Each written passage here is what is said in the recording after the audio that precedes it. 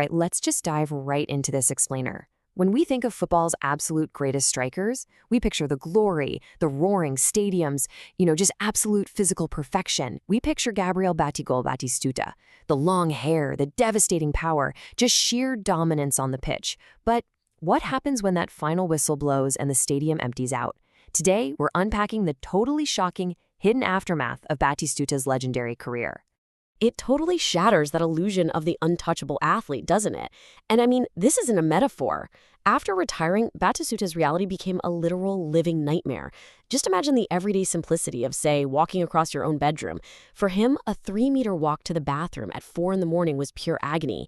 It was so severe he was actually forced to wet the bed. He literally looked at Paralympian Oscar Pistorius and begged his own orthopedic specialist to amputate his legs just to stop the chronic pain. Unbelievable.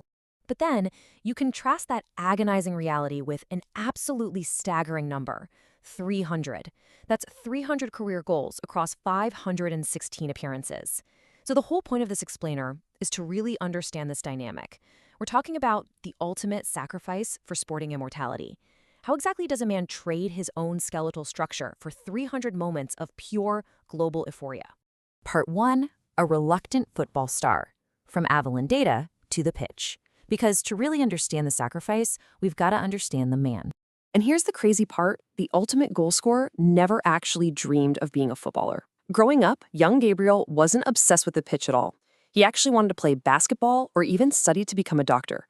But when he was just 18, a severe financial crisis hit his family. Driven purely by the need to solve his family's money problems, he completely abandoned those true ambitions, packed up his bags, and moved 500 kilometers away to Rosario just to make a living playing soccer.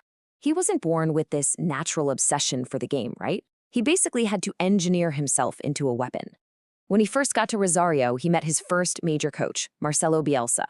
And because Batistuta knew practically nothing about professional soccer, Bielsa had to meticulously teach him everything. I mean, how to run, how to practice, what to eat, how to just live as a pro. He literally built the striker we know today through relentless, calculated hard work. Section 2. Florence, Loyalty, and Legends. The King of La Viola. This meticulous engineering paved the way for his defining club era. Now, the arc of his time in Florence is so crucial because it really defines his character. He arrives at Fiorentina in 1991 as this hot prospect. Fast forward to 1993, he's scoring brilliantly, 16 goals. But out of nowhere, the team suffers a shocking relegation down to Serie B. Now, at this exact moment, the biggest clubs in all of Europe, teams like Bayern Munich and Valencia, they're circling. He could have so easily escaped the purgatory of the second tier, but he didn't. He stayed out of pure gratitude to the club and the fans, fighting through a grueling year in Italy's provincial backwaters just to drag Fiorentina back to Serie A in 1994. And man, that decision forged an absolutely unbreakable bond. He'd go on to score a massive 207 goals in 337 games for Fiorentina. When he finally did leave for Roma at age 31, it was purely to win a Serie A title, a Scudetto, which, by the way, he did in 2001. But that emotional connection, it never broke. When he scored this thunderous goal against his beloved Fiorentina while wearing a Roma shirt, he didn't even celebrate. He just stood there and cried. His commitment went way, way beyond financial gain or glory. Part 3. Conquering the world stage. Surviving Serie A and breaking World Cup records. Let's look at what it actually took to score all those goals. Because the caliber of opposition he faced back then was simply terrifying. Just think about the sheer concentration of defensive legends in 1990s Italian football. Defending was a brutal art form, and this was the ultimate gauntlet. Maldini, Baresi, Cannavaro. Playing against these literal titans meant Batistuta might only get 1, maybe 2 scoring chances in an entire 90-minute match. He had to push his body to the absolute breaking point, enduring constant physical punishment, literally just to carve out an inch of space. So to survive that gauntlet, his training methodology was, well, obsessively solitary. He wouldn't even focus on the defenders. He focused entirely on himself. He'd identify a specific physical weakness, like maybe his left leg wasn't as sharp, or he favored the second post over the first. Then he would stand totally alone in front of a mirror, visualize the physical correction, and drill it into his muscle memory so deeply that he could execute it perfectly in the absolute heat of the match.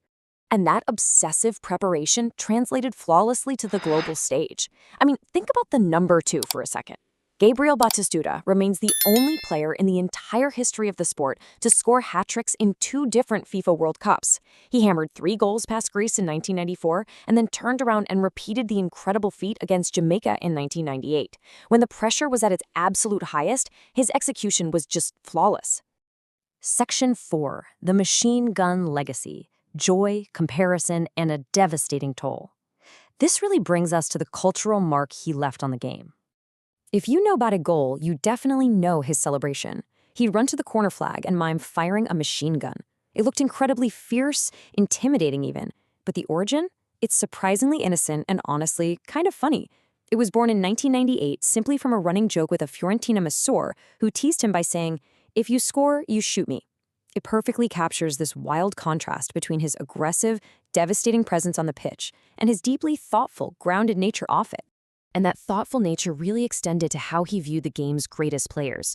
When asked to compare 2 of his legendary compatriots, Messi and Maradona, Batistuta offers a pretty fascinating perspective. He fully acknowledges that Messi has the statistical perfection, right? Like a quiet, clinical execution yielding over 1,000 goals. But for Batistuta, Maradona, despite having way fewer goals, possessed this supreme, unmatchable charisma, a true godlike aura that commanded the pitch and the opponents in a way that stats just can't measure. But here's the thing, Batistuta also acutely understands the tragic flaws of that godlike aura. Speaking on the really tragic fate of his idol and friend Diego Maradona, Batistuta feels this profound sadness and guilt. He admits he died alone, like a dog. "We didn't do much to protect him. I blame myself too." It shows his incredible empathy, recognizing that the football world so often uses its heroes for sheer entertainment, only to abandon them when the fame becomes toxic. Which, tragically, brings us full circle right back to his own physical reality. We talked about his drive to survive, those 90s defenders, playing through injuries, treating every single match like it was his last. Well, this is the literal physical receipt for that greatness. Today, his 86-kilo frame is supported by bones alone. He has 0 remaining cartilage, 0 remaining functional tendons in his ankles. He only finds relief through medical screws permanently drilled into his joints. He quite literally ground his own body to dust. So, you might be wondering, does he resent the game for this trade-off? Not at all. He showcases absolute accountability. Despite the excruciating agony, he accepts the consequences. He treated every single match like a literal war. And he says clearly, "I blame myself, it's all about me." He knew the cost, and he paid it willingly to become Batigol. Which leaves us with this final, lingering thought to ponder. He gave his youth, his cartilage, his ankles, his very ability to walk pain-free to the beautiful game. We got the goals, the machine gun celebrations, the loyalty, and the memories. But looking at the devastating physical cost of his sporting immortality, was the legend of Batigol really worth the price? So, did you find today's explainer useful? Then definitely drop a like, share it out, and subscribe to join the family. Tell us, what should we explore next? Stay well.